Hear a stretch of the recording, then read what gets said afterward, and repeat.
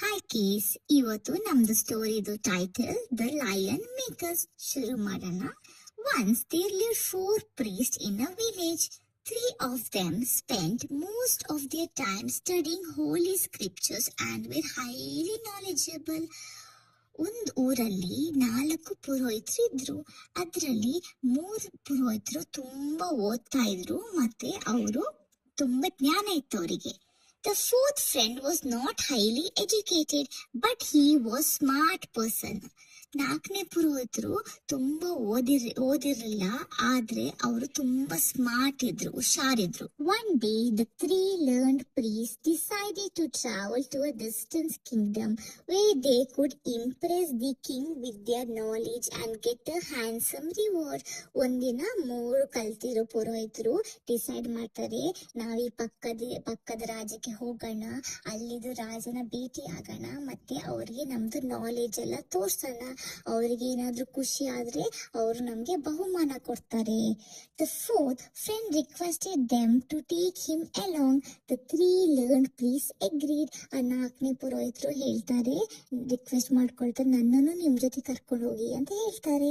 ಅವಾಗ ಆ 3 ಕಲ್ತಿರೋ ಪುರೋಹಿತರು ಹೇಳ್ತಾರೆ, ಆಯ್ತು ನೀನು ಬಾ ನಮ್ ಜೊತೆ ಅಂತ ಎಗ್ರಿ ಮಾಡಿ ಅವ್ರ ಜೊತೆ ಕರ್ಕೊಂಡು ಹೋಗ್ತಾರೆ. While passing through the forest, they saw some scattered animal bones. ಅವರು ಕಾಡಿಂದ ಹೋಗ್ತಾ ಇರ್ತಾರೆ. ಕಾಡಲ್ಲಿ ಹೋಗುವಾಗ ಅವರು ಒಂದು ಪ್ರಾಣಿದು ಬೋನ್ಸ್ ನೋಡ್ತಾರೆ, ಮೂಳೆಗಳನ್ನ ನೋಡ್ತಾರೆ.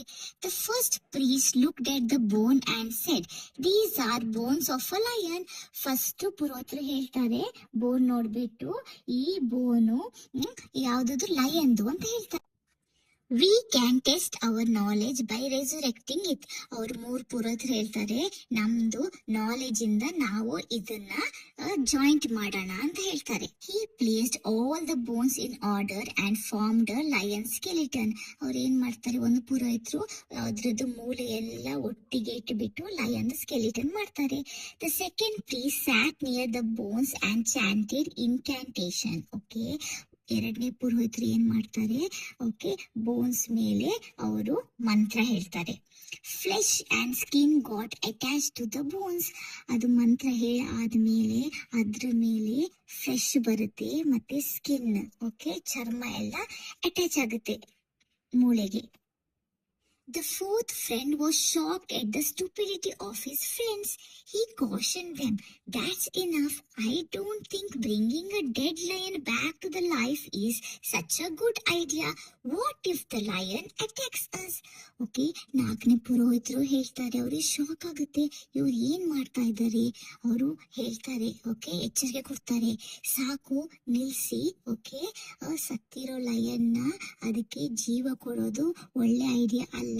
ಏನ್ ಮಾಡೋದು, ಏನಾದ್ರೂ ಅದ್ ಲಯನ್ ನಮ್ಮನ್ನ ಅಟ್ಯಾಕ್ ಮಾಡಿದ್ರೆ.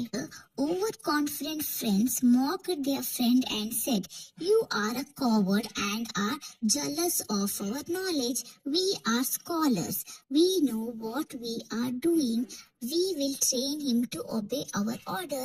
ಅವರು 3 ಪುರೋಹಿತರು ಹೇಳ್ತಾರೆ, ಈ ಫ್ರೆಂಡ್ಗೆ ನಿಂಗೆ ಭಯ ಜಾಸ್ತಿ ಇದೆ, ಓಕೆ, ನಿಂಗೆ ನಮ್ದು ನಾಲೆಜ್ ಜಾಸ್ತಿ ಇದೆ ಅಂತ ನಿಂಗೆ ಹೊಟ್ಟೆ ಕಿಚ್ಚು.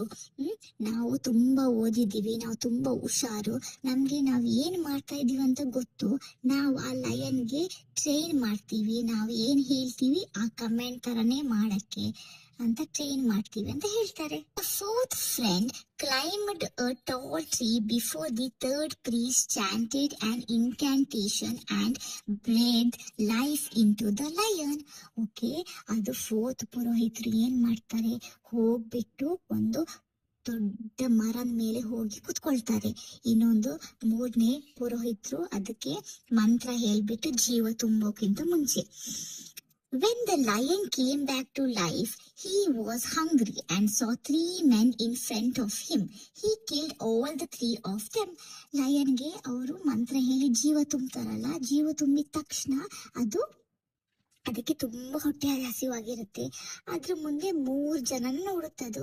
3 ಜನನ ಮೇಲೆ ಅದು ಅಟ್ಯಾಕ್ ಮಾಡಿ ಅವ್ರ 3 ಜನನು ಸಾಯಿಸ್ಬಿಟ್ಟು ತಿಂದು ಬಿಡುತ್ತೆ. After the lion left for the forest, the fourth friend came down from the tree and went back home.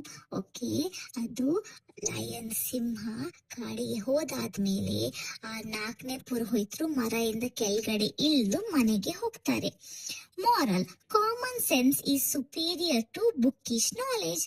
Okay, moral ಏನ್ ಅಂತಾರಂದ್ರೆ, ಬರೀ ಬುಕ್ಕಲ್ಲಿ ಓದಿರೋದೇ ವಿಷಯನ ತಿಳ್ಕೊಂಡು ನಾವು ಆಕ್ಟ್ ಮಾಡಬಾರ್ದು. ಒಂದೊಂದು ಸಿಚುವೇಶನ್ ಅಲ್ಲಿ ನಮ್ದು ಕಾಮನ್ ಸೆನ್ಸ್, ನಮ್ದು ಬ್ರೇನ್ ಅಲ್ಲೂ ಏನಾದ್ರು ಥಿಂಕ್ ಮಾಡಿ ರಿಯಾಕ್ಟ್ ಮಾಡ್ಬೇಕು. ಆ ಸಿಚುವೇಶನ್ಗೆ ಈ ತರ ಮಾಡಿದ್ರೆ ಸರಿನಾ ಅಂತ ತಿಳ್ಕೊಂಡು ಥಿಂಕ್ ಮಾಡಿ ರಿಯಾಕ್ಟ್ ಮಾಡಬೇಕು ಅಂತ ಹೇಳ್ತಾ ಇದ್ದಾರೆ. Thank you for watching. Please subscribe the channel.